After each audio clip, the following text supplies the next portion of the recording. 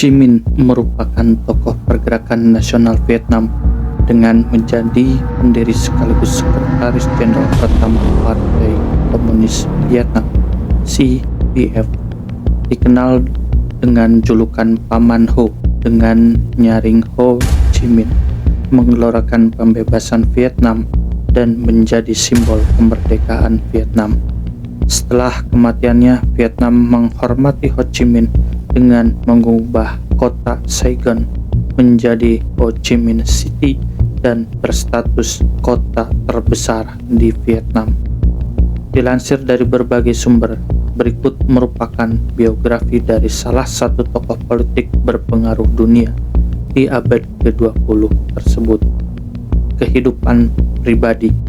Lahir dengan nama Nguyen Sin Chung I Kim Lin pada 19 Mei 1890. Ho Chi Minh merupakan anak dari seorang guru yang memperoleh gelarnya dari ujian kekaisaran dinasti Nguyen. Sebagian masa kecil Ho dihabiskan dengan belajar bersama sang ayah, Nguyen Sin Sach, sebelum kemudian belajar bersama guru bernama Wong Tuch Du.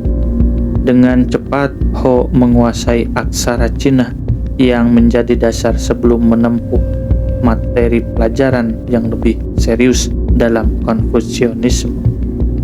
Ho sempat menerima pendidikan Perancis dengan bersekolah di ICH setingkat SMP di Hu. Kemudian, sama seperti sang ayah, dia tidak suka dengan keberadaan Perancis. Dia adalah polyglot atau orang yang mampu menguasai banyak bahasa. Selain bahasa ibu, dia fasih berbicara Rusia, Inggris, Prancis, Kanton, dan Mandarin. Selain dikenal sebagai politisi, dia juga dikenal sebagai jurnalis dan pujangga. Pada 1920-an, Ho menjadi editor sejumlah koran yang mengkritisi pemerintah kolonial Prancis di Indochina. Adapun untuk puisi, karyanya yang paling terkenal adalah Poems from the Prison Diary yang diciptakan ketika dia dipenjara oleh Cina. 2. Masuk ke dalam dunia politik.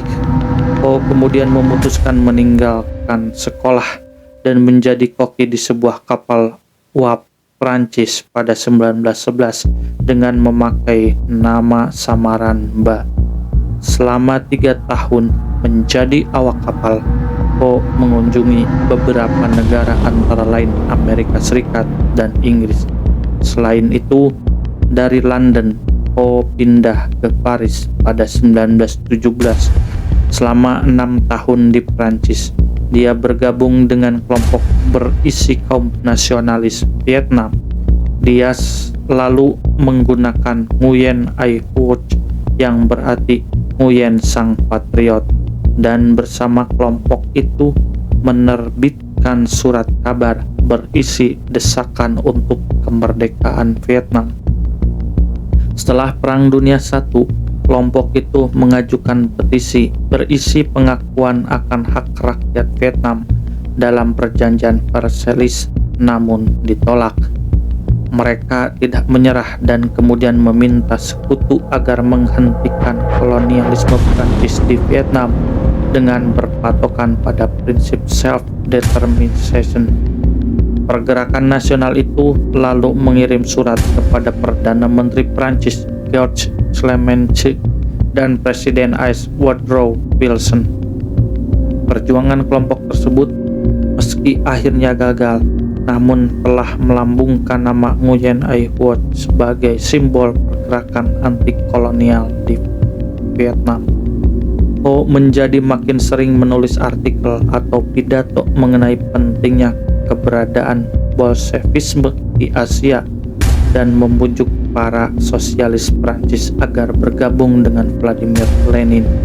Berbagai tulisannya kemudian mengundang perhatian Dmitri Manusky, kepala Komunisme Internasional Komintern, organisasi yang berusaha menyebarkan komunisme di dunia pada saat itu. Manusky kemudian bersedia menjadi penjamin perjalanan Ho ke Uni Soviet pada 1923.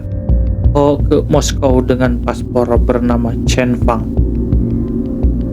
Di Uni Soviet dan Cina, di Moskow Ho menjadi pegawai Komintern dan menempuh pendidikan di Universitas Komunisme untuk para kader dari Timur. Ho sempat berpartisipasi dalam Kongres Komintern kelima pada Juni 1924 sebelum bertolak ke Kanton sekarang Guangzhou, Cina dan menyamar sebagai Li Tui. Selama 1925 sampai 1926, Ho mendirikan kelas pendidikan kaum muda dan memberikan kuliah mengenai sosialis kepada para pemuda revolusioner Vietnam yang hidup di Kanton. Kiprahnya di Cina berakhir setelah Chiang Kai-shek, komandan militer Cina, berusaha menghapus komunisme di Kanton pada 1927. Ho kemudian mencari perlindungan di Uni Soviet. Pada 1928, dia pergi ke Brussels, Belgia, Paris, dan kemudian ke Siam, kini Thailand. Di Thailand, dia menghabiskan 2 tahun menjadi perwakilan Komintern di kawasan Asia Tenggara. Adapun para pengikutnya masih bertahan di selatan Cina. Pembentukan Partai Komunisme Indochina di Mei 1929 dalam pertemuan di Hong Kong, para pengikut Ho membentuk Partai Komunis Indochina (PCI). Para pengikut lain yang ada di kota seperti Hanoi mulai mempromosikan partai tersebut. Namun, beberapa orang kepercayaan Ho tidak bersedia ambil bagian, sebab mereka masih ingin menunggu sang pemimpin yang masih berada di Thailand. Ho lalu ke Hong Kong dan mendeklarasikan berdirinya PCI. Saat itu dianggap sebagai sosok yang berbahaya oleh pemerintah kolonial. Ho kemudian dijatuhi hukuman matoi sebagai revolusioner.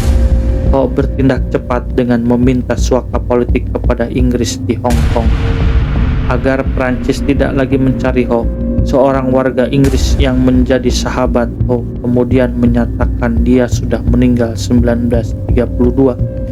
Secara diam-diam dia dilepaskan, kemudian pergi ke Soviet, Shanghai, dan menjabat sebagai dosen di Institut Lenin. Di 1938, Ho kembali ke Cina dan mengabdi sebagai penasehat di Angkatan Bersenjata Komunisme Cina serta agen Komintern senior di Asia. Pergerakan kemerdekaan Vietnam. Di 1941, Ho kembali ke Vietnam untuk memimpin pergerakan kemerdekaan. Ho Chi Minh, salah satu pemicunya adalah masa pendudukan Jepang. Menggunakan sistem gerilya berkekuatan 10.000 orang, Ho meraih kesuksesan dalam melawan pemerintah kolonial Prancis dan Jepang. Dia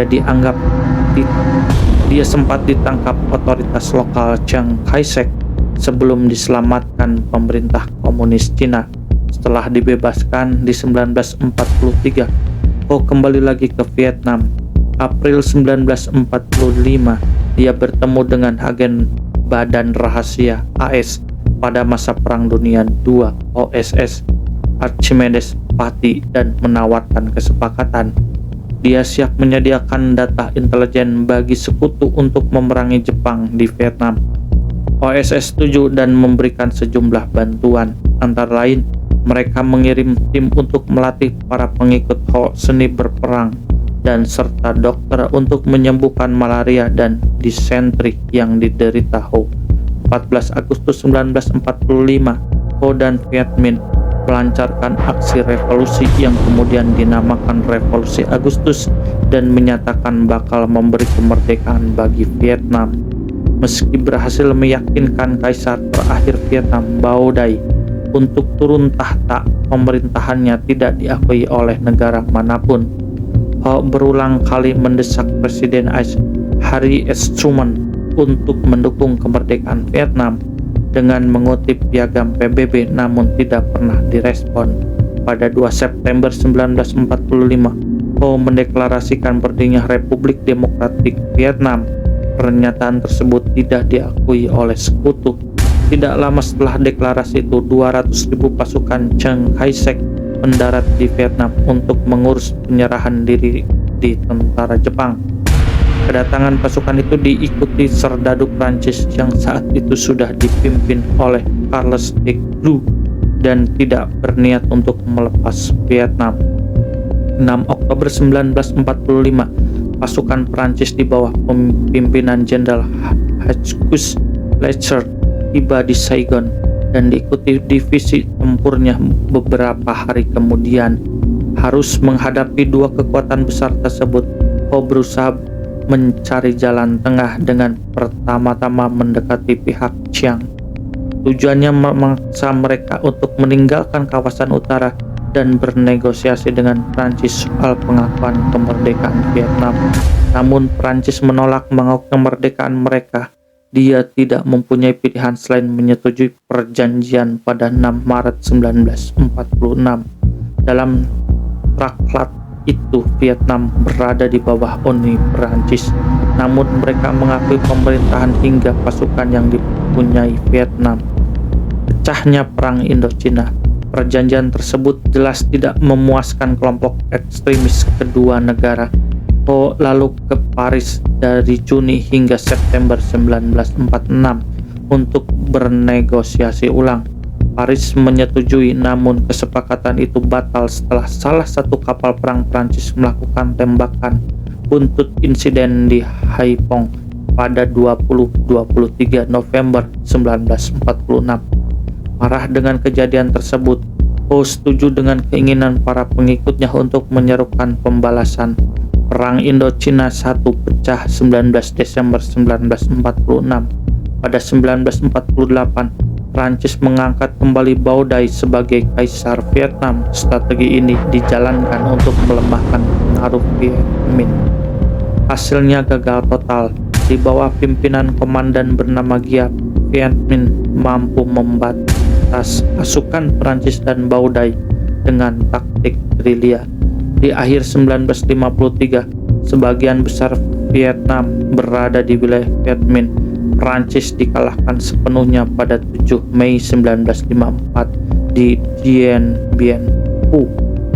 Perjanjian Jenewa dan pecahnya Perang Vietnam.